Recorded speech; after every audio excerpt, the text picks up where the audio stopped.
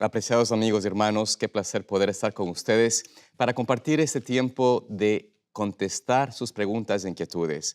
Estoy junto al pastor Esteban Bor, a mi mano derecha, y con el pastor Luis Fernando Manrique, a mano izquierda. Pastores, bienvenidos al programa. Gracias, Y pastor. tenemos preguntas muy interesantes, muy valiosas.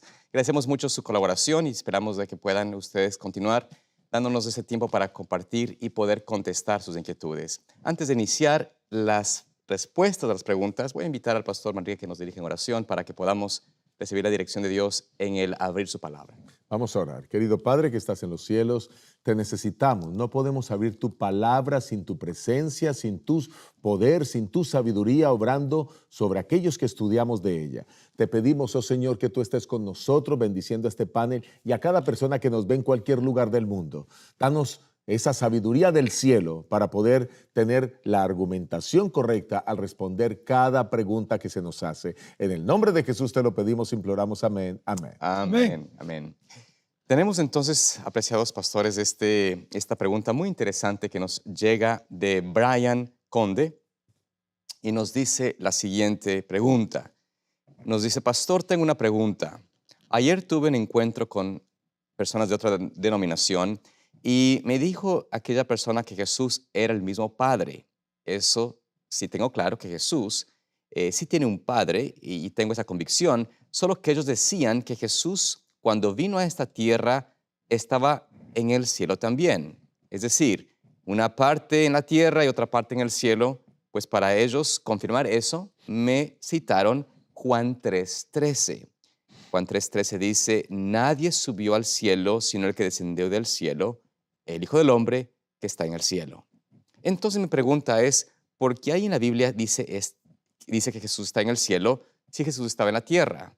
Me gustaría saber. Muchas gracias, pastor. Así que nuestro querido amigo Brian tiene esta interesante pregunta, que es una pregunta bastante compleja, porque este texto aparenta decir algo medio diferente, ¿no?, a lo que hemos o lo entendemos bíblicamente. Vamos a contestar esta pregunta, así que tal vez comenzar con Pastor Manrique, tal vez usted, y dar Bueno, su sí, quisiera respuesta. comenzar, Pastor Salazar, diciendo a Brian y a todos los que nos escuchan que eh, las personas que creen que Jesús únicamente es la única persona que existe, que en el Antiguo Testamento se llamaba Jehová, que en el Nuevo Testamento se llama Jesús y que ahora también se le da el mismo nombre de Espíritu Santo, pero que es una sola persona, pues ellos creen en una corriente religiosa que se ha denominado el modalismo, o sea que Jesús adquiere modos de presentarse, sí, modo de presentarse. Sin embargo, la Biblia pues, nos presenta con absoluta claridad que Jesús ora al Padre. O sea, eso ya muestra que que son dos individuos completamente diferentes. Vemos el bautismo de Jesús, por ejemplo, que aparece en Mateo el capítulo 3, el versículo 16-17.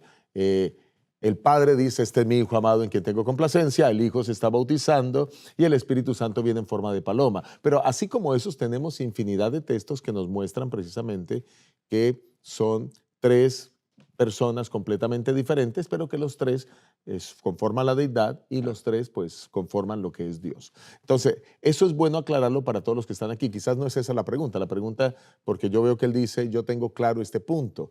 Lo que quiero es que me aclaren por qué el texto habla acerca de que, de que Dios, o mejor, Jesús está en la tierra y en el cielo.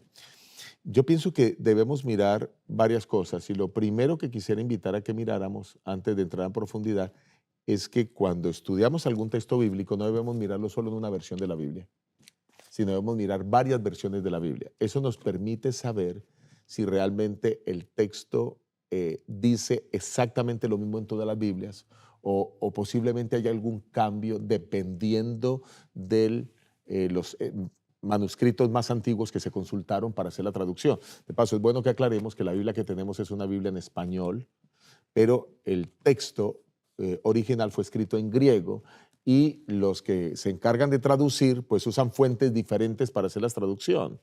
Y esas fuentes diferentes pues es lo que precisamente a veces puede generar estos pequeños cambios en los textos bíblicos. Así que quizás pudiéramos comenzar por ahí. Yo tengo aquí algunas traducciones de la Biblia con las cuales podría compartir rápidamente esto. Por ejemplo, la versión Reina Valera presenta una frase que no aparece en otras. Dice la versión Reina Valera del 60, nadie subió al cielo, sino el que descendió del cielo, el Hijo del Hombre que está en el cielo. Sin embargo, esa última expresión, que está en el cielo, es la que confunde, porque esa última expresión está dando a entender que Jesús está aquí en la tierra, pero que al mismo tiempo está en el cielo. Pero miramos otras versiones y son diferentes. Miren la nueva versión internacional. Nadie ha subido jamás al cielo, sino el que descendió del cielo, es decir, el Hijo del Hombre. Aquí parece el texto bien claro. Vamos a la Biblia de las Américas. La Biblia de las Américas traduce, nadie ha subido al cielo, sino el que descendió del cielo, el Hijo del Hombre. Ahora hay una Reina Valera contemporánea que ya hace la corrección y dice, nadie ha subido al cielo, sino el que bajó del cielo, el Hijo del Hombre. Y así podría seguir citando otra cantidad de traducción en español. Así que notamos que el problema está más en la versión del 60. Pero ahí yo voy a dejar que el pastor Bor continúe con la explicación sobre este aspecto. Bueno, hay dos grupos de textos que resultan en las traducciones modernas que tenemos. En primer lugar, bueno, una no es moderna, pero en primer lugar están los textos de Occidente. Esos son como el Sinaítico, Vaticano, Alejandrino, etc. Luego están los textos orientales, de los cuales depende el Textus Receptus, de donde viene el King James en inglés y la Reina Valera del 60. O sea que la Reina Valera del 60 es prácticamente una traducción de una traducción. Es decir, depende mucho de la versión King James. Ahora, hay personas que dicen que la versión King James no tiene ni un solo error, pero la versión King James no es perfecta. Ninguna traducción es perfecta, porque es una traducción de un ser humano de los textos no originales, porque no tenemos textos originales, pero de los textos que usan para traducir. La versión King James es muy buena y esa conserva donde dice el que está en el cielo. Ahora, esta herejía que mencionaste como modalismo, que se originó en un personaje que se llama Sabelio, es muy antigua. Es decir, esto es en la iglesia post-primitiva, que Sabelio dijo, no, en realidad Dios es una sola persona. En el Antiguo Testamento se manifestó como el Padre, en el Nuevo Testamento como el Hijo, y en la dispensación del Espíritu Santo se le denomina el Espíritu Santo, pero es una misma persona. Podemos descartar esa teoría, porque la Biblia es muy clara que son tres personas. Como mencionaste en el bautismo de Jesús. Hay una voz que está hablando del cielo. El Espíritu está descendiendo. Jesús está bautizando. En la fórmula bautismal hay tres personas, claramente. Así que podemos descartar esa idea. Pero en la iglesia adventista ha surgido una idea de que solamente hay dos personas en la deidad, el Padre y el Hijo. Dicen que el Espíritu Santo es el Espíritu del Padre o el Espíritu del Hijo. Como si el Espíritu pudiera estar independiente de ellos, estar en otro lugar. Entonces ellos usan este texto también para decir que Jesús, su cuerpo humano, su humanidad estaba en la tierra, pero su divinidad, su espíritu estaba en el cielo. Y usan este texto para defender esa idea. El problema con esa idea es que tanto la Biblia como el Espíritu Profecía dicen claramente que Jesús es una sola persona, divina y humana, en la misma persona. Decir que su humanidad está en la tierra y su divinidad está en el cielo, su espíritu divino está en el cielo, contradice tanto la Biblia como el Espíritu Profecía. Ahora, hay una cita de la hermana White aquí, esto es de la matutina Alzad a Jesús, en el capítulo 3, donde dice lo siguiente: ¿se cambió la humanidad de Jesús de su naturaleza divina a la naturaleza humana? No. Las dos naturalezas se combinaron misteriosamente en una sola persona, Cristo Jesús. Así que esa idea que nosotros podemos separar el Espíritu Divino en el cielo, mientras que su humanidad está en la tierra, es un problema. Este problema se resuelve muy fácilmente. El espíritu de profecía dice que es posible que algunos traductores Ujú. le agregaron al texto ciertos conceptos con el fin de aclarar, pero lo que hicieron fue confundir. Ujú. Ahora, esto se resuelve fácilmente, el significado del texto diciendo, nadie ha ido al cielo, sino el Hijo del Hombre, sino el Hijo del Hombre. La persona que agregó le aclaró que, bueno, está en el cielo, pero no al mismo tiempo. Ujú. Está en el cielo después que vino para acá a la tierra. Y yo creo que esa es la mejor solución a este texto. La hermana White dice, y yo creo que tú tienes ese pasaje de Mensajes Selectos, tomo 1, Sí. donde dice, si la gente se deja confundir por algo así, van a tener incredulidad para con otras partes de la Sagrada Escritura también. Correcto. Sí, el ¿Puede texto. leer, pues? Sí, claro, está en Mensajes Selectos, tomo 1, la página 18, el párrafo 2. Ujú. Y sería bueno que quienes puedan tener acceso vayan directamente, lean el texto, porque no solo viene hablando, eso está en un capítulo que se llama La inspiración de los escritores proféticos. Ujú. Y entonces en ese capítulo dice lo siguiente, la página 18, párrafo 2. Algunos nos miran con seriedad y dicen, ¿no creen que debe haber algún error de copista o de traductor? A lo que la hermana Juez responde, todo esto es probable. No posible, probable. Dice, todo esto es probable, sí. Y luego dice, bueno, sigue hablando acerca de que esto hace tropezar a las personas, pero voy a leerlo. Todo esto es probable y aquellos que son tan estrechos para vacilar por esto y tropezar en esta posibilidad o probabilidad, estarían también listos para tropezar con los misterios de la palabra inspirada, porque su débil mente no puede discernir los propósitos de Dios. O sea, si alguien tropieza por esto, pues va a tropezar en un mayor conocimiento.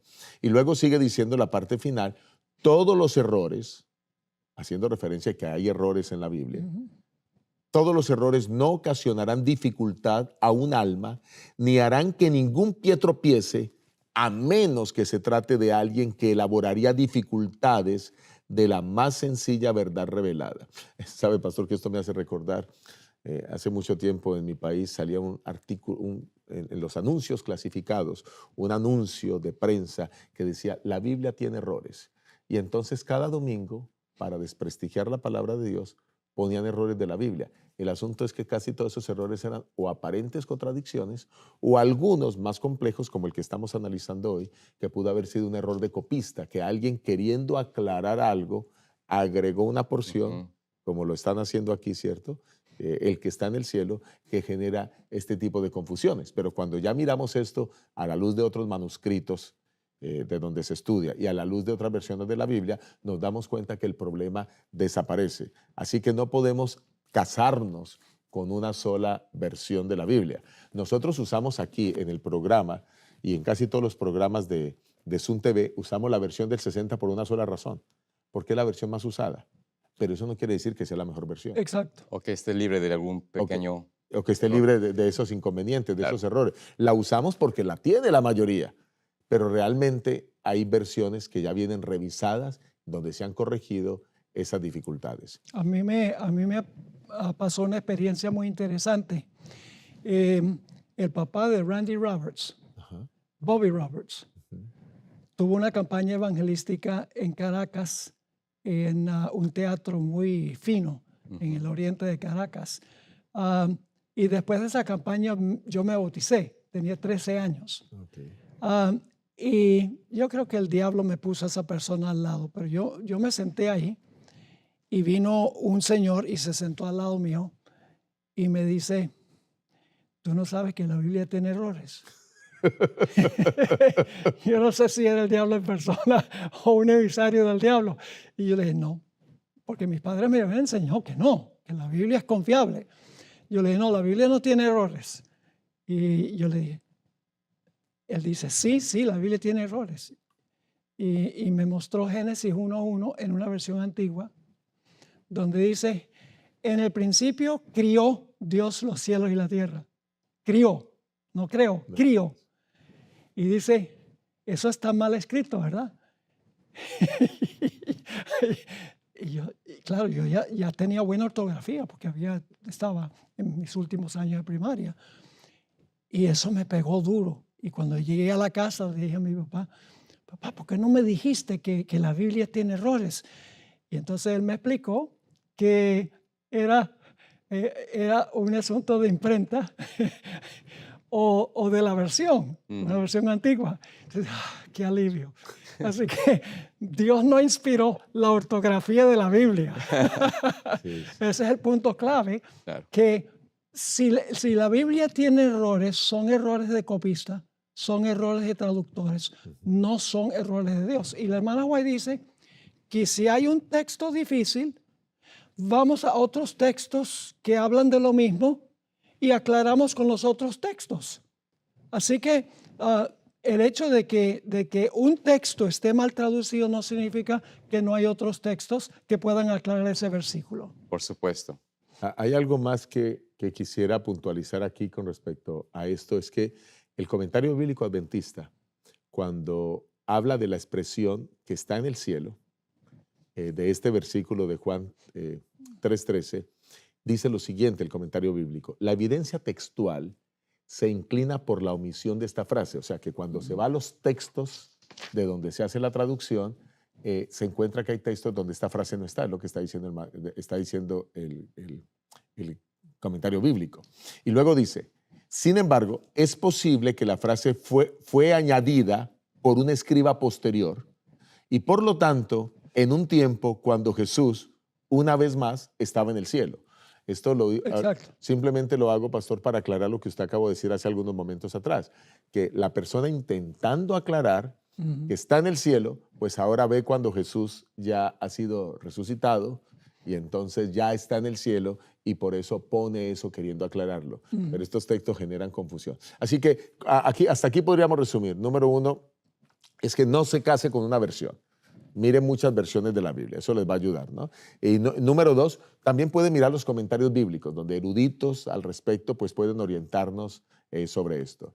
Número tres, que la palabra de Dios puede tener algunos errores, pero que eso no afecta nuestra fe y nuestra confianza en ella, porque son más errores humanos de copistas, sino realmente de la inspiración que Dios da. Así que podemos con esto decirle a la persona que nos escribe que, ok, que no hay problema, que hay 3 personas y no sé si hay algo más que haya que aclarar con respecto al hecho de que son 3 personas para poder quizás a todos los que nos ven decirles que estamos completamente claros en el tema de la deidad. Yo creo que el pastor Salazar ha estado muy callado. Yo creo que él tiene que agregar algo. Bueno, en realidad, gracias.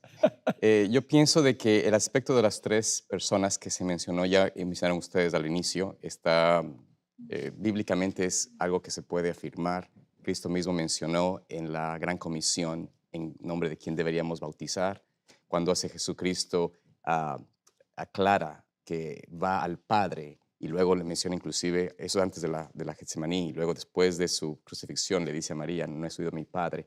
Está haciendo claramente un énfasis en que son 2 personas o 3 personas distintas. Nunca hace énfasis en una dualidad o algo por el estilo. Creo que sería tratar de buscar algo con el cual podamos borrar toda la evidencia y buscar ese texto para decir Jesús está en 2 lugares a la vez es absurdo. Y por ende también hay que tener algo en mente, quisiera que tal vez añadir. El contexto de versículos difíciles ayudan a dar una visión de lo que quiere decir el texto en sí mismo. Si tú lees el contexto de este pasaje, está Jesús declarando y revelando a Nicodemo la fórmula o la manera como el hombre será salvo. Los rabinos, Nicodemo, tenía la idea, como fariseo, de que había que hacer cosas para alcanzar la salvación, las obras externas. Jesús le está explicando a él que la fórmula viene de Dios hacia la tierra. Es decir, Jesús desciende a la tierra con un propósito, enseñar el camino correcto y también ser levantado en la cruz como Moisés levantó a la serpiente en el asta. Entonces, el mensaje de este contexto es, Él descendió, será levantado y todo aquel que crea en Cristo como sacrificio, como cordero, será salvo.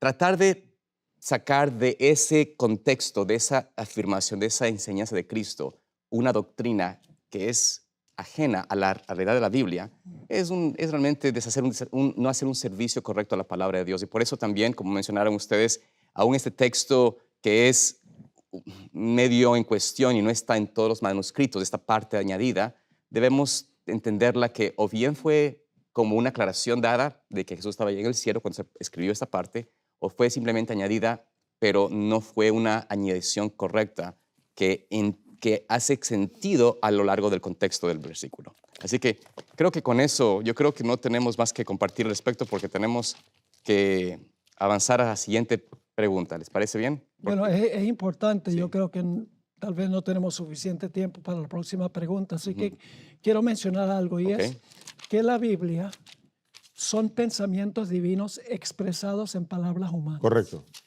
Es decir, los escritores, y yo no digo autores, los escritores de la Biblia Sí. están usando su capacidad de manejar el idioma de su época en su idioma. Sí.